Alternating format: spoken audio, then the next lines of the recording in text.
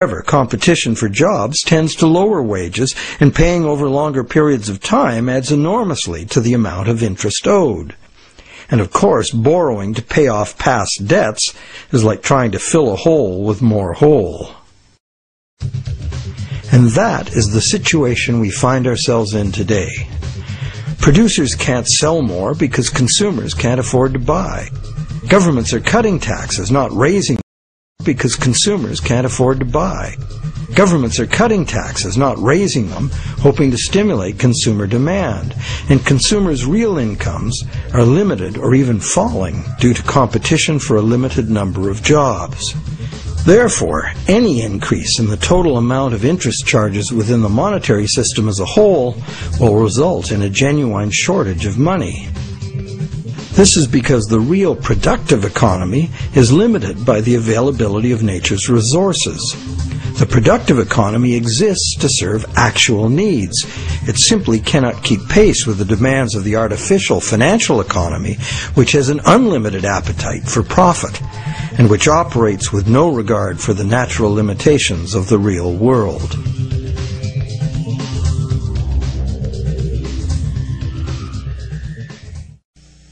The theory that there's always enough money to pay the interest has a certain elegant simplicity. However, by the very nature of the assertion to be true, it has to be 100% true. This is impossible. For one thing, secondary lenders, who are not banks, do comprise a significant proportion of lenders, and they add their interest charges to money that already bears an interest burden. Beyond that, we have a cultural expectation. Everyone who has money expects it to generate more. Money that needs to be spent and made available to be earned by its original borrower is, instead, lent at interest or invested for gain. Therefore, we can conclude that the two conditions that must be true for all borrowers to be able to make their payments of principal plus interest and thus permanently discharge their debt, those conditions are not met by the current system. Nowhere in the current system is there any restriction on relending money that was created as a loan, nor is there any obligation upon banks to make their profits from interest available to be earned by borrowers, enabling them to extinguish their debts. Quite the opposite. Banks invest these profits to make further profits.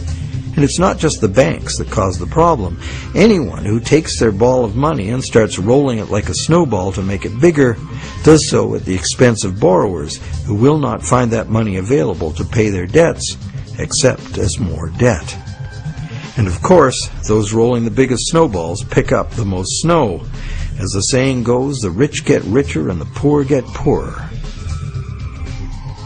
Money needed by borrowers in the lower realms of workaday productive economics moves upstairs to play in the casino world of abstract financial profit, and that's a world where transactions are little more than gambling on numbers in an effort to achieve higher numbers. They have little or nothing to do with providing the necessities of life.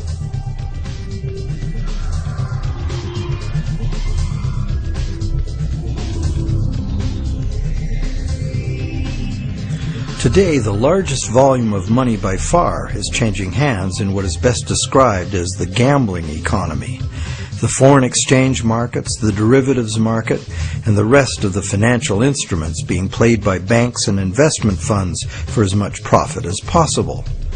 For example, the volume of trade on the world's foreign exchange markets in just 1 week exceeds the total volume of world trade in real goods and services during an entire year. This money is in continuous play by speculators looking to make windfall profits on currency fluctuations. It exists, but only in the gambling economy. So how unpayable is the ubiquitous interest burden in actual fact?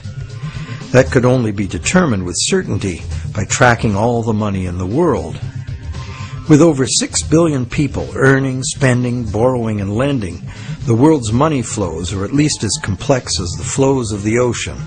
They are impossible to know.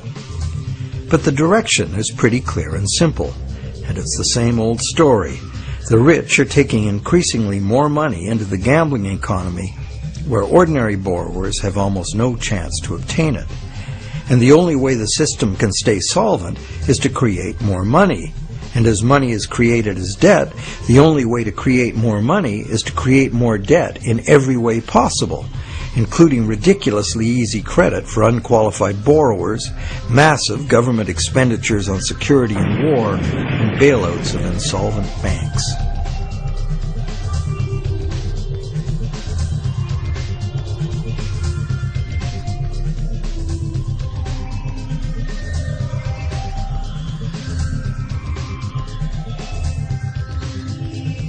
How does the individual loan cycle relate to the boom and bust phenomenon known as the business cycle? The individual loan cycle can be described like this. First, there is economic stimulation because of initial spending. This is followed by inflation because new money basically just dilutes the money supply.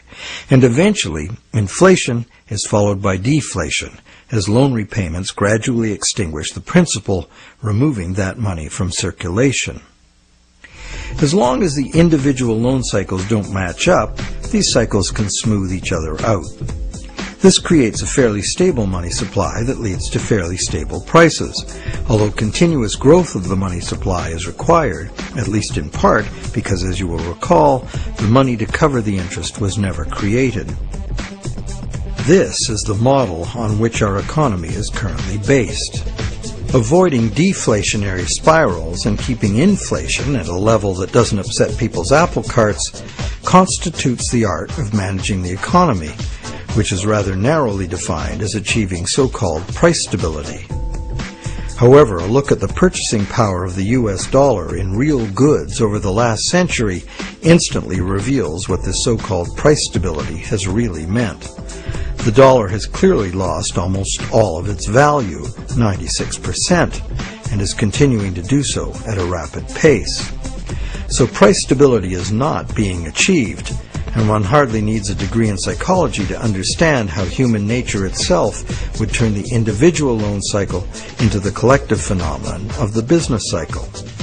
The simple reason being that if one person sees great prospects and is doing well borrowing and expanding, others would have the confidence to do the same.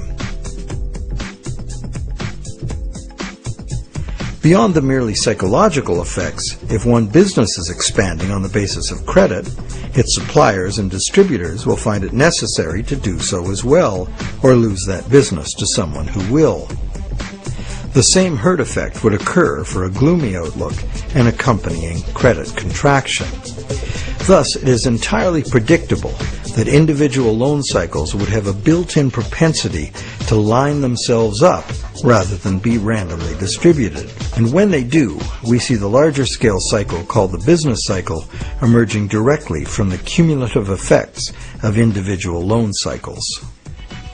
So, to sum up, one could say that out of the exchange of promises made by the bank and the borrower, society gets chronic inflation and a dependency on banks for increasing infusions of money to pay ultimately impossible interest payments. This results in an inescapable treadmill of accelerating debt and depreciating money, the only alternative being a deflationary collapse of the economy followed by social chaos or war. This eminently unhealthy situation filters down through society, wreaking harm on every level.